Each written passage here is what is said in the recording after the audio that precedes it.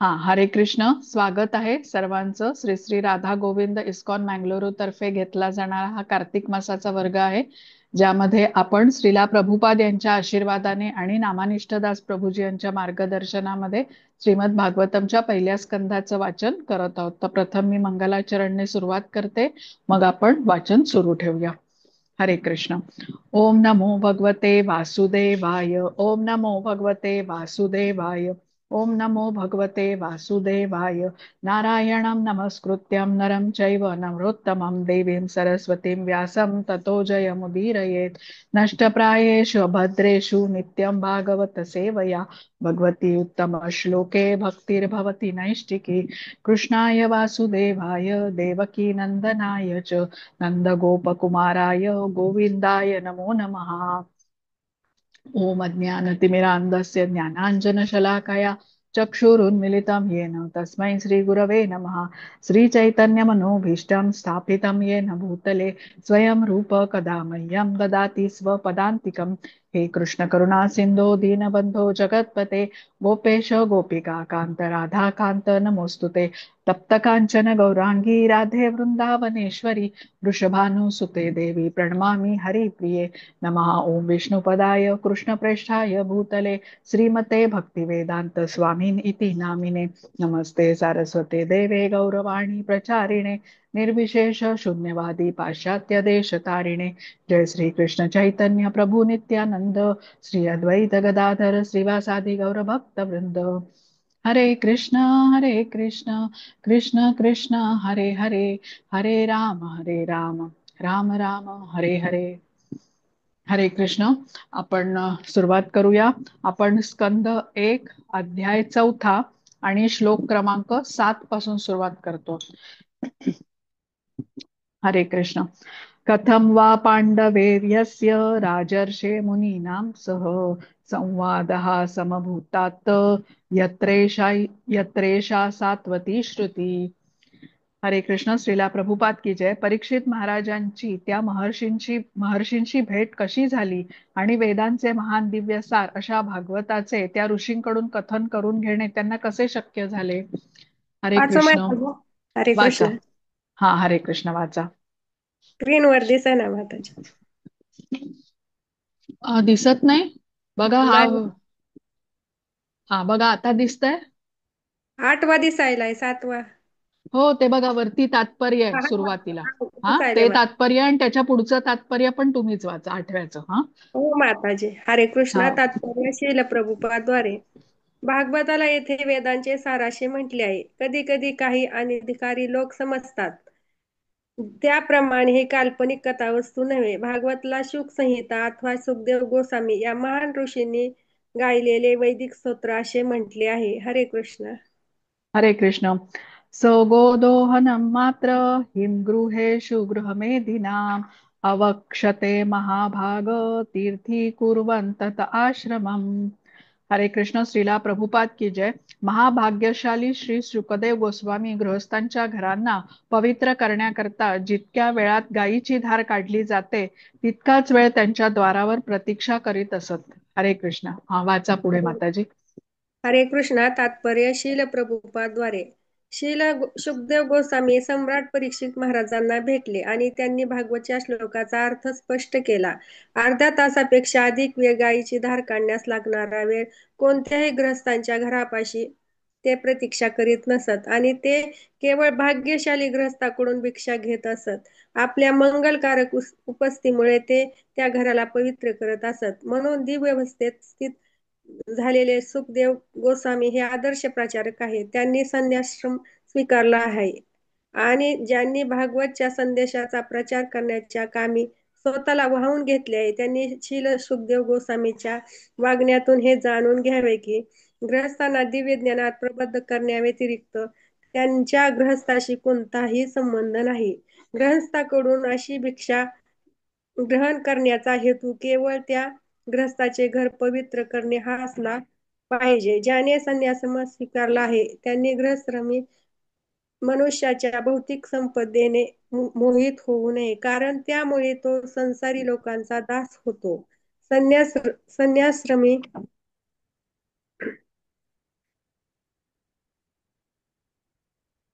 लोकांसाठी. हं. हा लोकांसाठी ही लोकांसाठी तर ही गोष्ट विषपानापेक्षा आणि आत्महत्येपेक्षा अधिक भयावह आहे. हरे कृष्ण. हरे कृष्ण.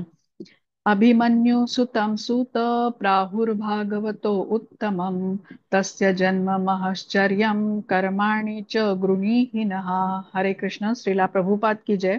असे म्हटले आहे की अभिमन्यूचा पुत्र महाराज परीक्षित भगवंतांचे उत्तम भक्त आहेत आणि त्यांचा जन्म आणि कार्ये सर्वच आश्चर्यकारक आहेत.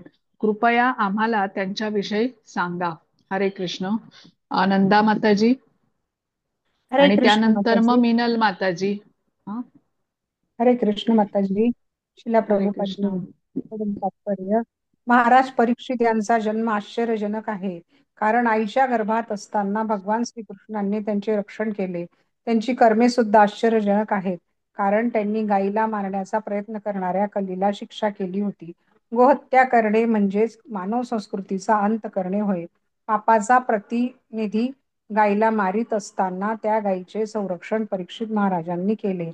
त्यांचा मृत्यू सुद्धा आश्चर्यजनक आहे, कारण त्यांना आपल्या मृत्यूची पूर्वसूचना मिळाली होती.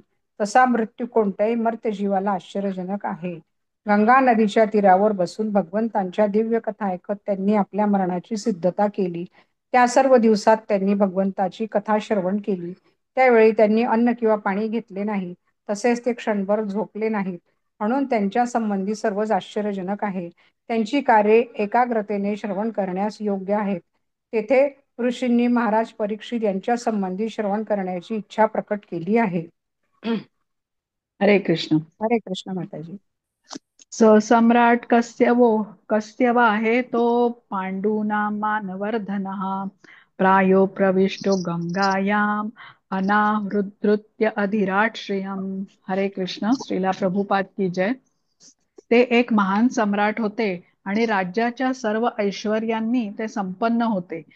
त्यांची योग्यता इतकी महान होती की त्यांनी पांडूच्या राजवंशाची प्रतिष्ठा वाढवली.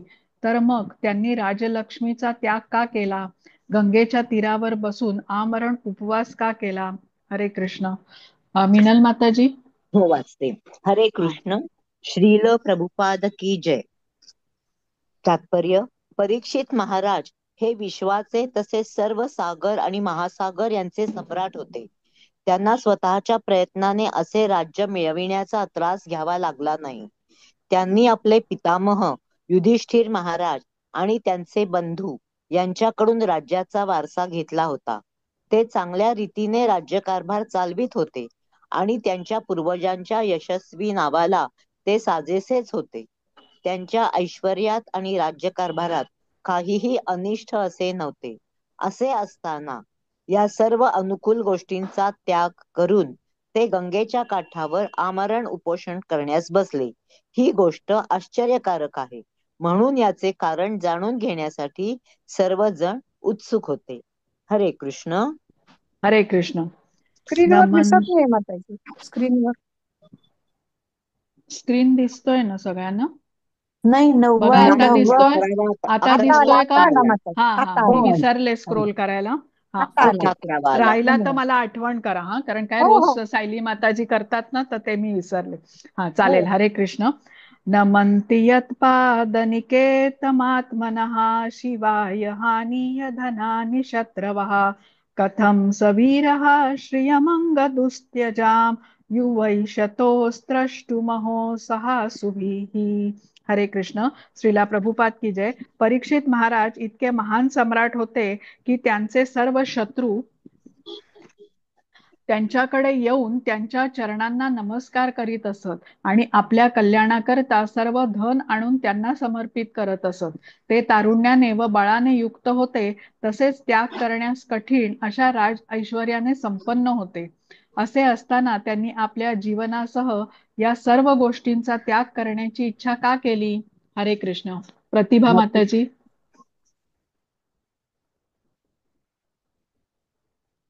हो, प्रतिभा वाचते. माता. हा, वाचा. हा. हो. हरे कृष्ण. परीक्षित महाराजांच्या जीवनात कोणतीही अनिष्ट अशी गोष्ट नव्हती. ते वयाने तरुण होते, पराक्रमाने आणि ऐश्वर्याने जीवनाचा उपभोग करू शकत होते, म्हणून सक्रिय जीवनातून निवृत्त होण्याचे त्यांना काही कारण नव्हते. राज्याचा कर गोळा करण्याच्या कामी त्यांना कोणतीही अडचण नव्हती, कारण ते इतके बलशाली आणि शूर होते की त्यांचे शत्रू सुद्धा त्यांच्याकडे येऊन त्यांच्या चरणांना नमस्कार करून आपली सर्व संपत्ती स्वतःच्या कल्याणाकरता त्यांना अर्पित करत असत. महाराज परीक्षित हे धर्मनिष्ठ राजा होते. त्यांनी शत्रूवर विजय मिळवला होता, म्हणून त्यांचे राज्य समृद्धीने परिपूर्ण होते. त्यांच्या राज्यात भरपूर दूध, धान्य आणि मौल्यवान धातू होते. सर्व नद्या आणि पर्वत प्रचूर खनिज द्रव्यांनी संपन्न होते, म्हणून भौतिक दृष्टीने सर्व गोष्टी संतोषजनक होत्या. परीक्षित महाराजांना राज्याचा आणि जीवनाचा अकाली त्याग करण्याचे काहीच कारण नव्हते. त्या ऋषींना हे सर्व ऐकण्याची उत्सुकता होती. हरे कृष्ण. हरे कृष्ण. शिवाय लोकस्य भवाय भूतये य उत्तम श्लोक परायणा जनाः जीवन्ति नात्मार्थमसौ पराश्रयं मुमोच निर्विद्य कुत कलेवरम्.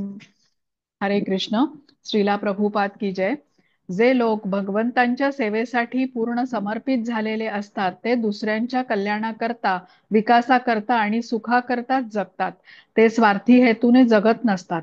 सम्राट परीक्षित महाराज सांसारिक स्वामित्वाच्या आसक्तीतून जर मुक्त होते तर मग जे मर्त्य शरीर दुसऱ्यांच्या आश्रयाकरिता होते त्याचा त्याग ते कसे करू शकले? हरे कृष्ण. कोण वाचतंय आता?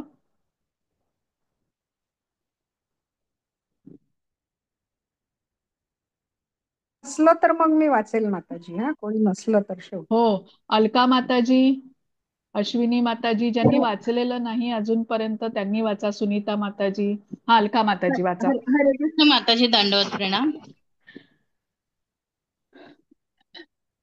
मला दिसत नाही, काय करत थांबा. बघा, दिसतंय? नाही आता हो दिसत, म्हणजे मला हा हा चष्मा नव्हता लावला ना म्हणून. हा हा हा. तात्पर्य श्रील प्रभुपादजी द्वारा. श्रील प्रभुपादजी की जय.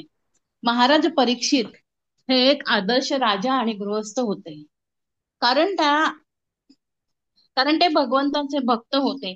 भगवंतांच्या भक्ताच्या ठिकाणी आपोआप सर्व नेमकं पुस्तक घेतलं नाही.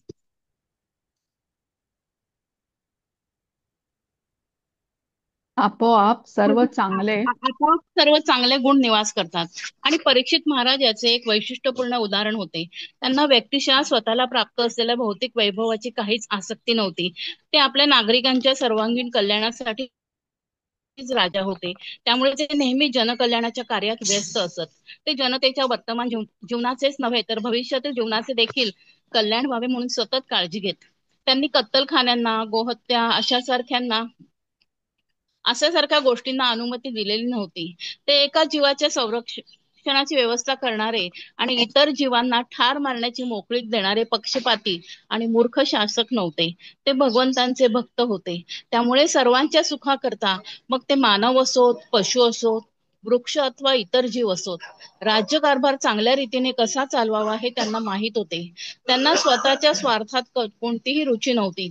स्वार्थपरायणता ही आत्मकेंद्रित अथवा काही अंशी विस्तृत स्वरूपाची असते. ते अशापैकी नव्हते. त्यांची रुची परमसत्य भगवंतांना संतुष्ट करण्यात होती.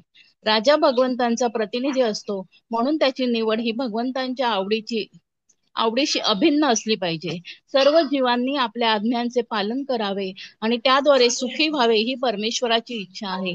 म्हणून सर्व प्रजाजनांना भगवत धामाकडे परतण्यासाठी मार्गदर्शन करण्यातच राजाचे यश आहे. याकरता त्याने नागरिकांच्या कार्यांची सुव्यवस्थित मांडणी करून असा समन्वय साधण्याचा प्रयत्न करावा की शेवटी त्यांना भगवत धामास परत जाता येईल. भगवंतांचा प्रतिनिधी असलेल्या राज्याच्या आश्रयाखाली संपूर्ण राज्य वैभवाने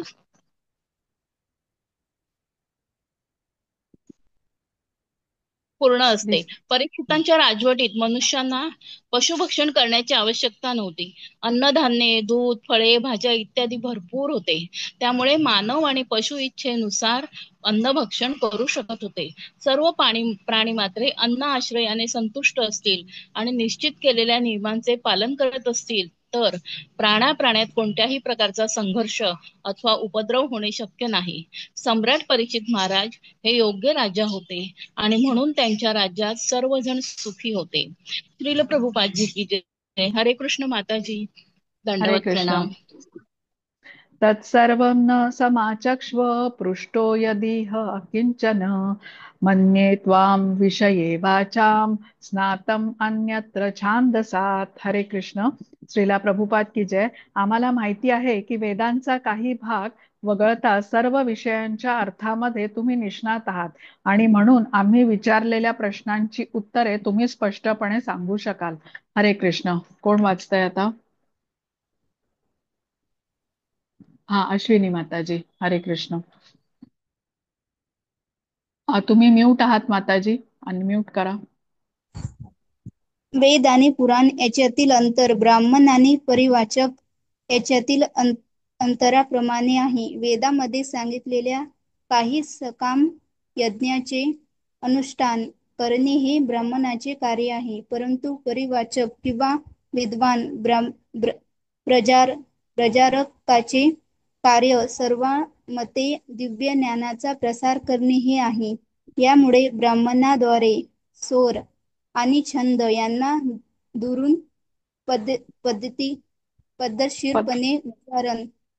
पद्धतशीरपणे उच्चारण केल्या जाणाऱ्या वैदिक मंत्राच्या उच्चारातही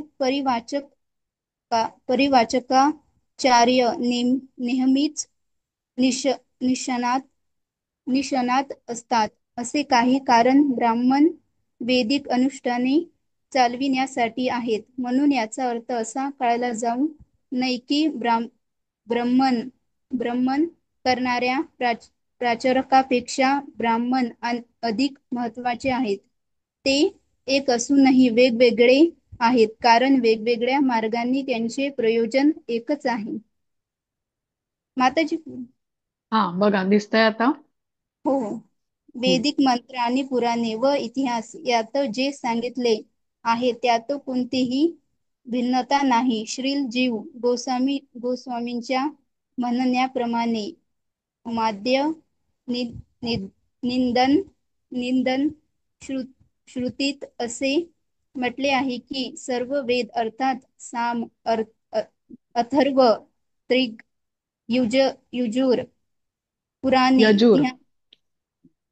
यजुर पुराणे इतिहास उपनिषद इत्यादी हे सर्व परमेश्वरांच्या शाश्वतातून उगम पावलेले आहे.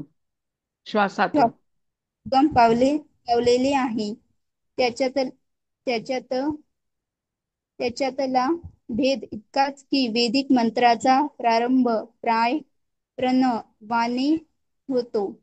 तसेच अशा मंत्राच्या छंदमय उच्चाराकरिता प्रशिक्षण घ्यावे लागते, परंतु याचा अर्थ असा होत नाही की भागवत वैदिक मंत्रा इतके महत्वाचे नाही. भागवत सर्व वेदाचे परिपक्व फळ आहे, हे यापूर्वी सांगितले आहे. परम मुक्त श्रील सुखदेव गोस्वामी आत्मसाक्षात्कारी असूनही भगवंतांच्या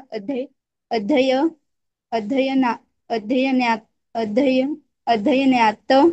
निमग्न झालेले असतात. श्रील सुत गोस्वामी त्यांच्या चरणाचे अनुगमन करीत आहेत. ते वैदिक मंत्रांच्या स्वर उच्चारात निष्णात नाहीत, म्हणून त्यांची श्रेणी हीन नाही. वैदिक मंत्र उच्चारण हे वास्तविक साक्षात्कारापेक्षा अभ्यास करणाऱ्यावर अधिक अवलंबून आहे. साक्षात्कार हा पोपटाप्रमाणे उच्चारण करण्यापेक्षा अधिक महत्वाचा आहे. हरे कृष्ण माताजी. हरे कृष्ण. आता एक श्लोक करून आपण थांबूया. हरे कृष्ण. सूत उवाच द्वापरे समनुप्राप्ते तृतीये युगपर्यये जातः पराशराद्योगी वासव्याम कलया हरे. हरे कृष्ण. श्रीला प्रभुपाद की जय. सूत गोस्वामी म्हणाले, जेव्हा दुसऱ्या युगाच्या स्थानी तिसरे द्वापार युग आले तेव्हा पराशर मुनींपासून वसूची मुलगी सत्यवती हिच्या गर्भातून भगवंतांचे कलावतार महर्षी व्यासदेव यांचा जन्म झाला. हरे कृष्ण. हा, अन्वया माताजी, हरे कृष्ण. हरे कृष्ण. तात्पर्य श्रीला प्रभुपाद द्वारा. श्रीला प्रभुपाद की जय. सत्य, त्रेता, द्वापार आणि कली अशा 4 युगांचा एक वर्ग आहे. कधी कधी ही युगे परस्परांना आच्छादतात. वैवस्वत मन्वंतरात चतुर्युगांच्या वर्गाचे जेव्हा 28 फेरे झाले तेव्हा 28व्या फेऱ्याच्या वेळी तृतीय